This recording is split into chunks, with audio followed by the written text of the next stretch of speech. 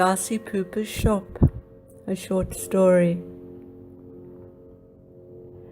Garcie Pooper'S shop was all glass and brass and soft round corners and gentle lighting.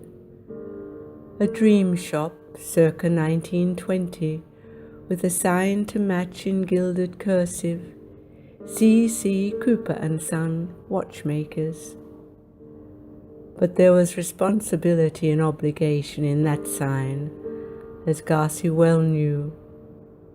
For Garcie was son, and so he took it like a man, even though it was his dream to fly aeroplanes.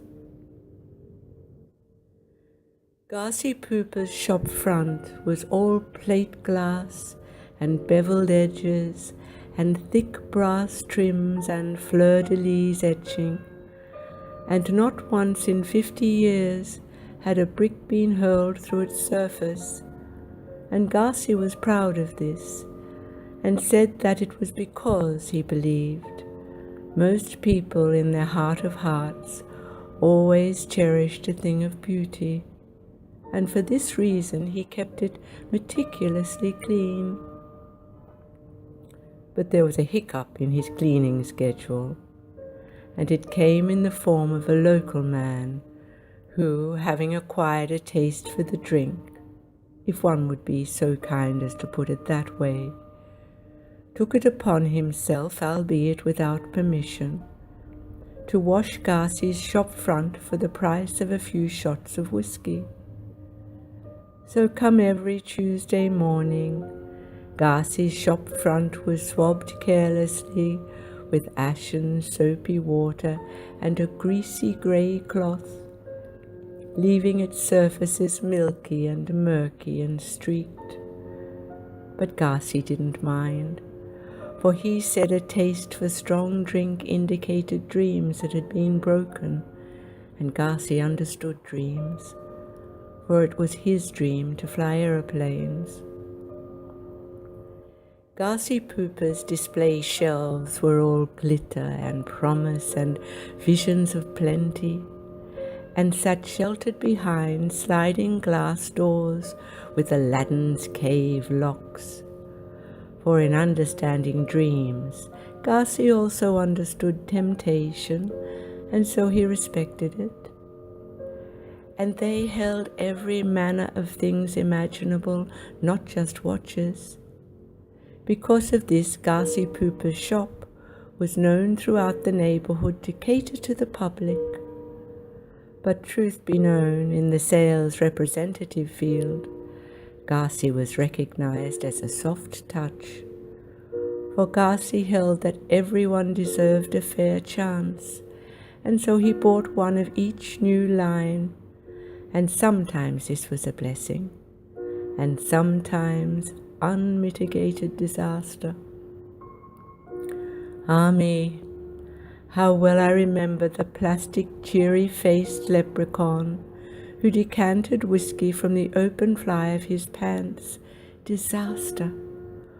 Or the come-and-get-it drinks tray, which, at the touch of a button, lowered a shot glass tray in front of a female torso whose bare tits popped out at the very same moment. Garcie, of course, referred to them as uncovered breasts. Absolute disaster. But worse, Garcie insisted upon displaying these items in the shop front window so that the sales representative wouldn't be insulted the next time he called. However, in deference to his modesty, he also insisted they be exhibited fully clad, as he called it, and so he covered the offending body parts in soft pink tissue paper before offering them up for display.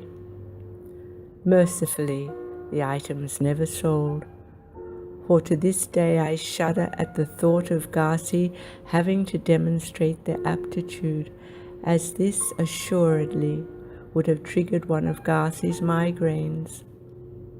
Yes, Garcie suffered migraines, blinders, and he said that it was because of all the finely detailed work involved in watch mending, which made me think that he'd have been overjoyed at the introduction of digital watches, but not so.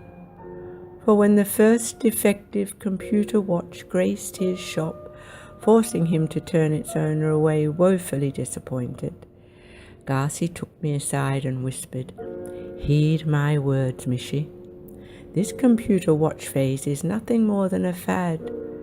Believe you me, it'll all be forgotten once people finally realize that a good Swiss watch and a calendar will never let them down." Yes, he said he got migraines from too much watch repairing, but I knew better, for I knew it was because it was his dream to fly aeroplanes. And his migraines visited weekly, Fridays mostly, which ruined his weekend altogether. But sometimes they'd arrive midweek, and at these times, if his wife couldn't come to take him home, I'd find him sitting quietly in the minuscule courtyard at the back of his shop, grinding sweet biscuits to feed to the sugar ants. And he'd grind these biscuits ever so fine, so as not to overburden the spines of the delicate insects. He loved those ants. And me, well, I figured it was because he marveled at their ability to carry on day after day with the same old routine and never ever get a migraine. Yes, me, I figured he was trying to guess their secret. And in his own way, he kind of liked getting migraines midweek, for it left his weekends free to head Saturdays out Bankstown Airport way, where he'd sit for hours watching the planes land and then take off again, and land once more and take off yet again. Yes, they were Garcie's dream weekends, and they settled his thoughts and nourished his spirit and gave him courage to take on the world again. Garcie Pooper'S heart was all gentleness and love and unfathomable kindness. Indeed, I am yet to meet a more genuinely compassionate man. And though, sadly for him, flying aeroplanes remained only a dream, he taught me that in order to fly, I must never let the world sprinkle salt upon my wings. For you see, Garcie Pooper believed in me, and because of this, without knowing it, he set my wings on a course to the stars. Fly high, fly on, Garcie Pooper.